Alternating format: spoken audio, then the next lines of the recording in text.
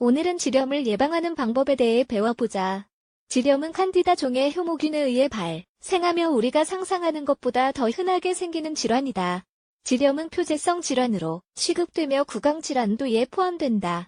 하지만 표재성 질환에 해당하는 것 중에서는 사람들의 면역체계를 손상하는 조직적이고 치명적인 질병도 있다. 아래에서 지렴을 예방하는 방법 및 치료법에 대해 자세히 살펴보자. 지렴에 관해 알아야 할 사항 체내에서 칸디다 효모균이 조종 불능 상태가 되면 질병에 노출될 가능성이 커진다. 그 질병 중 하나는 질의 진균 감염이다. 이 감염은 호흡기, 피부, 위장 질환 등도 일으킬 수 있다.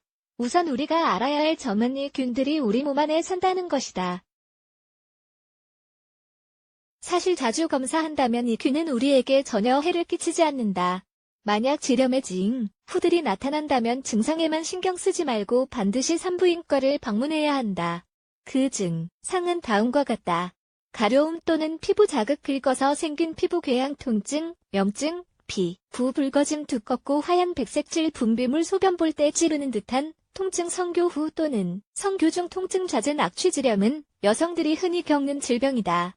이런 까닭의 질병, 처음 걸렸을 때도 사람들은 보통 크게 걱정하지 않는다. 15세 이상 여성의 약 75%는 살면서 지렴을 앓았거나 또는 앓게 될 수 있다.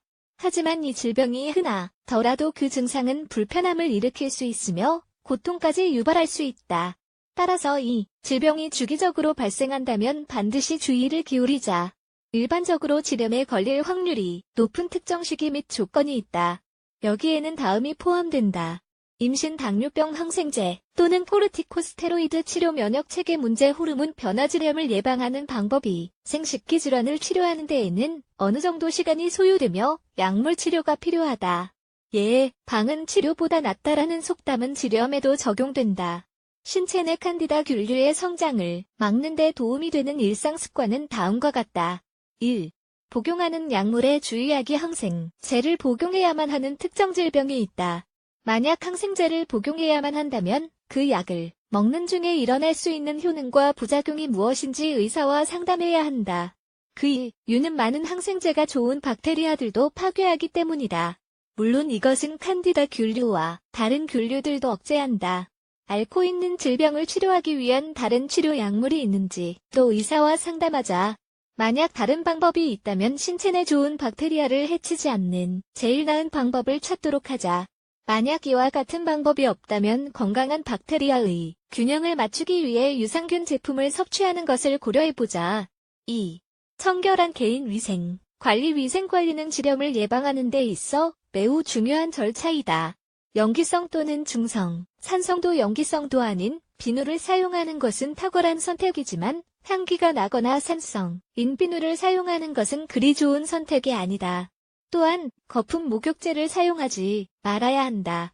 질세정제 사용을 피하고 성교 후에는 반드시 질을 깨끗이 씻는 것도 중요하다. 화장실을 갈 때마다 반드시 항상 깨끗한 위생 상태를 유지하도록 노력하자. 질에 직장 세균이 번식하는 것을 막기 위해 항상 휴지를 앞에서 뒤로 닦자. 3. 생리대와 탐폰 자주 바꾸기. 월경 중에는 개인위생에 특히나 신경 써야 한다. 장시간 같은 생리대 또는 탐폰의 사용을 피하자. 화장실을 갈 때마다 가능한 한 자주 교체하는 것이 좋다. 4. 깨끗한 수건 사용하기. 수건이 지렴의 성장을 부추기는 경우도 있다. 수건을 자주 교체하지 않고 사용한다면 분명 습하고 더러워질 것이다. 매일 또는 이틀에 한 번은 수건을 교체하는 것을 추천하다. 5. 면으로 된 속옷 입기. 습한 백수와 같은 합성 섬유는 생식기 영역의 땀을 증가시킨다. 이것은 박테리아와 균들이 더 잘 자랄 수 있는 환경을 만들어준다. 항상 천연면으로 된 속옷을 입는 것이 좋다. 또한 꽉 조이지 않은 속옷을 착용해야 한다. 생식기 주변을 습기 없이 보송한 상태로 유지하고 통풍도 잘 되도록 하자. 속옷뿐만 아니라 바지도 마찬가지다. 꽉 조이는 바지는 땀 배출을 방해하며 체내 온도를 상승시킨다. 결국 이것은 칸디다 균류의 확산을 증가시킨다. 6. 혈당 수치 조절. 지렴을 예방하는 마지막 방법은 혈당 수치를 조절하는 것이다. 당뇨병과 지렴은 상당히 깊은 연관성이 있다. 혈당 수치가 통제력을 벗어났을 때 신체 내의 효모균들이 아주 빠르게 성장하기 때문이다. 이와 동시에 감염에 걸릴 위험성도 같이 증가한다. 지렴에 좋은 자연요법 만약 이와 같은 칸디다 효모균으로부터 고통받고 있다면 재발을 방지하기 위해 지금까지 설명한 유용한 팁들을 꼭 따르자.